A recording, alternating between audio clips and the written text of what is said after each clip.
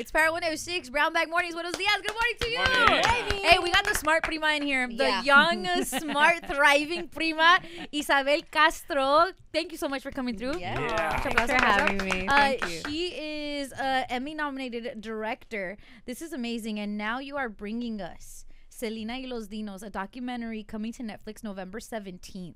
As you sat in here, you were like, it's a trip because there's things that I went through, like Selena footage, family footage, and all of that, which you had to for this doc. And she was sitting in a scene similar to this. Yeah. That's so crazy. Now you're here. I know I'm here. Yeah, Isabel. Okay, how do you get involved in this type of a documentary? You know, when it comes to Selena, she's somebody we all hold near and dear to our hearts. And honestly, I feel like we've read every book, we've seen every show, we've seen like even the investigative reporting and like, oh my God, what did she say? How is this going? And we've seen her life through every lens, it seems, but you've found another one, a more intimate one. Totally.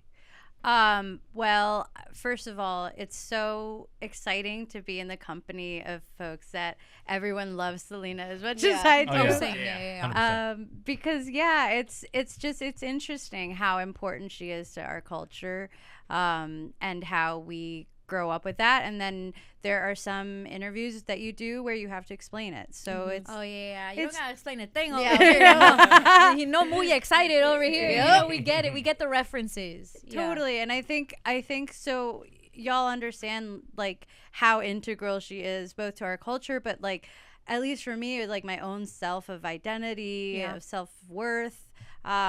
She just kind of was that person. You know, I was talking to you guys earlier.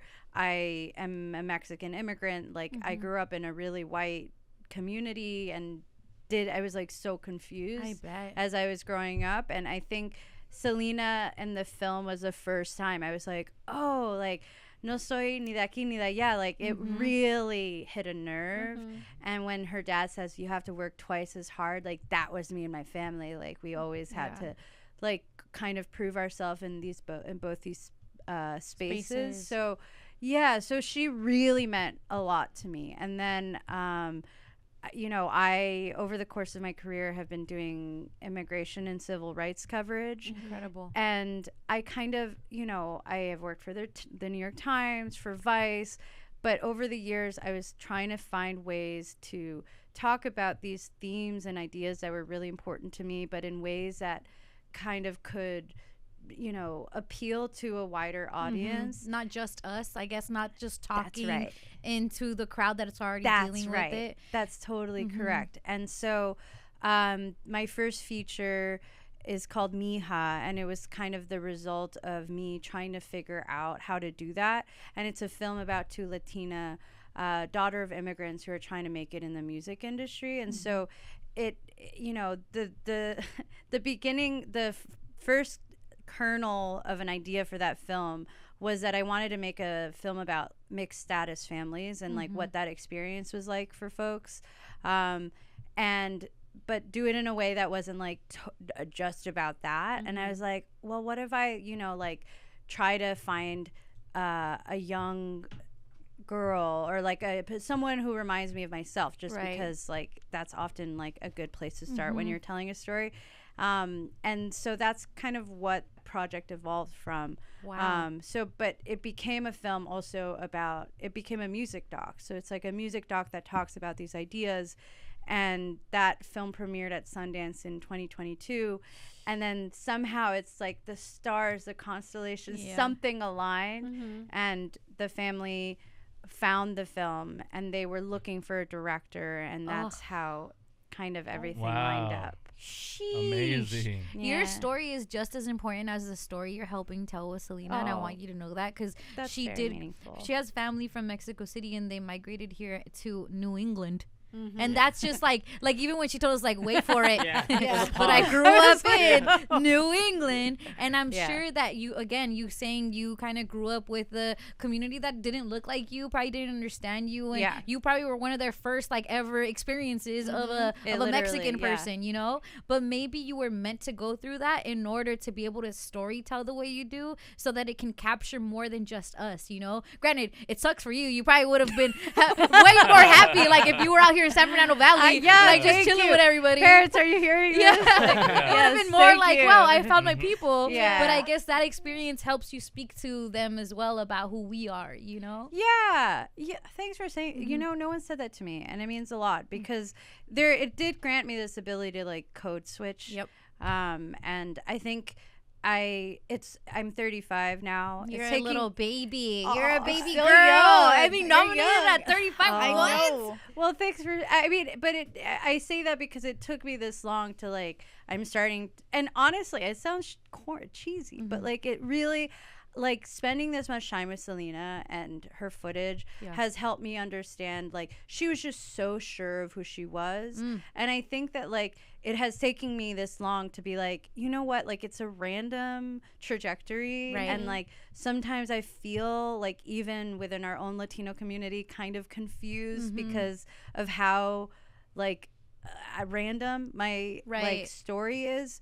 But I think that Selena really like has given me the confidence to just be like, well, this is who I am, and there are some benefits to having grown up this way. It's important. It's a unique story. Very. And we see this photo behind us, and I hope you get to watch this interview too on YouTube.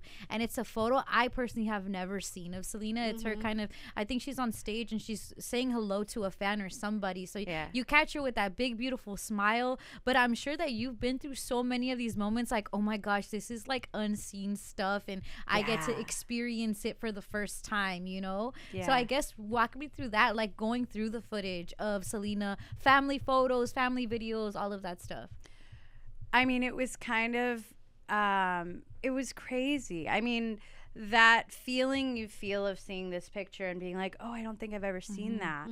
Like, it was so overwhelming because I was experiencing that so consistently. Like, so to back up a second, when we first talked about making this film together, it was obviously a no-brainer, but there was a part of me the story has been told. How can I tell it differently? Are we able to tell it differently? Right. And that felt both like a creative challenge, but I was a little bit kind of scared that I wouldn't be able to do that. And then I went down to Corpus and met the family, and they like opened up the vault is what they called it. Yeah. Wow. And it's like a mid-sized, it's like a small room where it's floor to ceiling, just bookcases of DVDs, VHSs, the raw kind of film, photos, flash drives, just everything. And like we spent one day just kind of initially just taking a look at it, and I was like, oh my God, people are gonna lose their minds, because a lot of the footage, what people don't realize is, yes, some of this footage has been out there, but a lot of it has been edited. Right. Like clips of it have been edited. It's not in its full content. Yeah. That's right. That's right. And so like in some instances, like you're seeing footage that we're familiar with, but you're seeing all of kind of like the raw, unedited kind of components, like parts of it. And that was like a big editing kind of goal, was that like we are showing the rough edges, we're showing when things come in and out of focus, and we're trying to give you, the viewer, kind of access to what that experience is like, also just kind of watching all this footage down. And it's just, I'm just so excited for people to see it. I am too. It's coming November 17th to Netflix, and Isabel Castro being the director, I guess when we look outside looking into the family, we do know like the head of the horse is Pops, and we've seen it, and there's almost like this, like he has his own lore to him. Like, was he like, clearly he was pushing them into stardom and stuff like that, but now people are just like, we don't know, is he a good guy, is he a bad guy, how is he? I guess, what was your experience with Pops and when it came to the Selena doc? I mean, I'm not gonna lie, like I was scared the first time I met him because we know, like it's just Abraham, and in the movie, and like he's like deeply, deeply wonderful. Like, and I hope people get that in the film. Like we explore this in the film. We explain it, and it's a little bit in the film, in the 1997 Selena film. But Abraham had his own band. Abraham came from like just a really hard like life where he became a musician against all odds. Kind of fought all of this insidious racism in order to like succeed as a musician. And then he became a family man and supported for his family. And when he saw potential in Selena and in the family's talent, because Suzette and AB are also extremely talented, he fostered that talent and really kind of steered them to become the musicians that they became. And I just really admire him. Like, he's just both in what he did with the family's band, but also like he's an incredible musician and has a great taste himself. Like you meet up, like we had so many lunches with him, and his knowledge about music, it's even beyond kind of like the Tano space. Like he's so knowledgeable, and he's just such a deep lover of music. So I think I was really kind of I feel like I got to know him in a way that was unexpected. He's tough, and I think that's where he has gained that reputation. But he had to be, because he was their manager. And so, I don't know. I really admire him a lot. You can see, I guess, the parts of him that maybe, and I often think this period when we talk about the older folks in our family, sometimes they're more stoic, because life was really tough to them. And even if we go back into our families and think of our parents' childhood or their parents' childhood, it often wasn't as easy as we may have it, so to us sometimes it's kind of weird that they don't say I love you, or they're very stoic, or maybe they're just angry all the time. And I guess he might be someone that's captured that, but everyone sees it, and then clearly, like, your daughter being so beloved to us, it's just always up in the air. You created this around what time? Like, what was the time frame of the creation of? I'm so bad at years. I don't know about you guys, was but it like the pandemic? It just totally brain fog. Yeah, no, but I think it was right. It's been like 3 years. So what year are we in? 2025. 25. We started in 2022. Okay. Okay. All right. Okay. So within these at least few years, Isabel, it kind of has been like a conversation within the community about the person that murdered Selena, Yolanda, about possibly getting paroled and things. I guess you were there kind of going through things while these conversations were going on in the background. Was that present to you at all, or were you just locked in to the family stuff and the footage type of deal? We were just locked in. We really weren't, like, it wasn't a part of this project. Like, I think going into it, what I really wanted to focus on, and going back to this idea of like thinking of storytelling as a Trojan horse, like I feel like we live in this moment where people sometimes forget like how beautiful and how powerful Latino culture is, and like there's no one that represents that better than Selena. And that to me was like the purpose of the film. Like, everything around her death just like wasn't relevant to that, and it wasn't really relevant to the conversations I was having with the family. This is like her life, the beauty of it, and all of that. I appreciate that, because again, a lot of the content we get gets into mystery territory, gets into dark territory, you know what I'm saying? And as fans, like, you want to be able to just have a moment to celebrate her. And that's what this Netflix doc can give us. Thank you. And that's its purpose. That's what we wanted to do. Amazing. Are we gonna get more good pictures like this? Because I want this. There's a couple pictures that she sent in the email, and I'm like, wow, these are so beautiful. I keep looking at it. Have y'all seen it yet? No. It's on November 17th. Shoot the link. Okay. I was just like, you guys are gonna freak out. I bet. Okay, question, because Dia de los Muertos just passed. Did you ever feel Selena in any of these moments of you going through her things of like, yes, use that, or like, I guess making herself known to you guys, like, this is kind of the route I would like you guys to take it? Like, it was a really it was a strange experience, because I never made a film in which I hadn't met the person. And I said I just had never been through that experience. And for almost 3 years, like every single day I was watching footage of her, and every single day I was going through photographs of her. And so this very strange thing happened where like I feel like I got to know her through this all in this way that she just feels really alive to me. And so it's confusing when I'm like an omnipresence, you think? Yeah, like it is. Like it just doesn't feel, it just, to me, I just always forget that she's not here. And then I think that's what the film also is, the experience of watching it. Like you forget and you just want it not to be true that she's not here. So yeah, it does feel like an omnipresence. Like it feels like she's been such a huge part of my life. I just have felt her around all the time.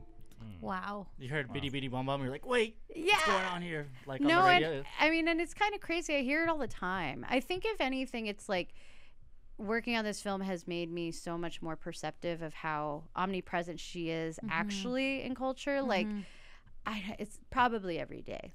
It's like every single, and like this is what is so crazy to me about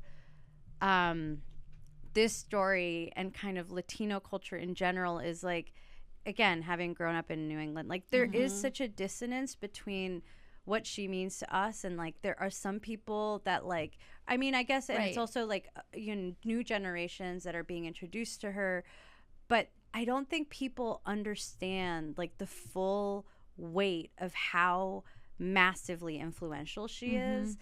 Unless you're kind of in our culture. But like when you start to, I hope that this film kind of teaches people about her and that they show start it to your white homegirls. Exactly. Like, hey Tiffany, look at their original She's more than just a costume, Tiffany. Like literally, Tiffany, watch this film. Tiffany, because Tiffany's gonna love this film. And Tiffany's gonna walk into every restaurant for the rest of her life. Hola, amigo. I know about Selena. That's gonna definitely happen. But B, she's gonna be like, oh my God. Understand. Like she's playing at every restaurant. Like every single day of my life, I hear her somewhere. I hear her at restaurants. I hear her at the bodega. Like I hear her on the radio. I hear her. It's kind of always there. They're always there. Yeah. Wow. So Selena's music was like very eclectic, you know, like her catalog. It was like, obviously she has like Dreaming of You, and then obviously she has like all the cumbia stuff. Was there any music that you were like maybe shocked that she was into, like discovering all her footage, or that she talked about, or like, I don't know, anything like that? Oh yeah, for sure. I forget the name of this song. She collaborated with David Byrne on one song. And I'm obsessed with David Byrne. And Who's David Byrne? I don't know who that is. That's a New England. He's like, it is a New England. I was going to pretend I knew who he was. I know you did. I don't know if y'all can do this on the radio, but like put in David Byrne right here. But like he's a musician, and it's like his music is just completely different from Selena's. But it shows like the musicality of Selena because he really loved her and he loved her music. But he's just of a completely different like musical ecosystem. And the fact that there was overlap there to me showed the ways in which she was starting to infiltrate the general market. Like, and the fact that she collaborated with David Byrne while she was alive, it's kind of insane because we think about how, I think that there's this misconception that she's only as popular and their music is only as popular as it is because they died. But like her collaborating with David Byrne shows how big she was even in life. And so, but that was so surprising to me because it is a completely different genre of music, completely unexpected, and you guys should check out the song. He's the one that made Psycho Killer. Yeah, exactly. Okay, we need to have a conversation with your parents. Why does sweet little Isabel know about David Byrd's Psycho Killer? I was looking to maybe see if she was jamming out to some Tupac or Biggie. Did you get any of that? No. Okay. No. She was giving a nod to my New England. And that's where she was on. She knew it was gonna be you that goes through it. Everybody else wouldn't get it. No, come on, but you do. I did. I was like, David Byrne. Wow. Isabel, Castro, it's been a pleasure having you in here. Your wins are wins for all of us. Again, what you went through put you in the exact space to be able to create a documentary like the one that you have created. Thank you. Selena y los Dinos. And we know it's not just going to be the only one. You probably have so much stuff that are in the works. I encourage you, come back and come say what's up to us. And tell LA what's going on. This was awesome. Thanks so much for having me. This was so fun. Of course. And many more times. I hope to see you again. And Netflix, November 17th, Selena y los Dinos. It's going to be incredible. Watch it. Watch it for Friendsgiving. Watch it with your family. With their white girlfriends. Watch it with Tiffany. Yeah. Watch it with Tiffany. And then the place of David Byrne and Selena. Give it here. So much fun. Power 106 Brown Bag Mornings. Thank you. Yeah, thank you.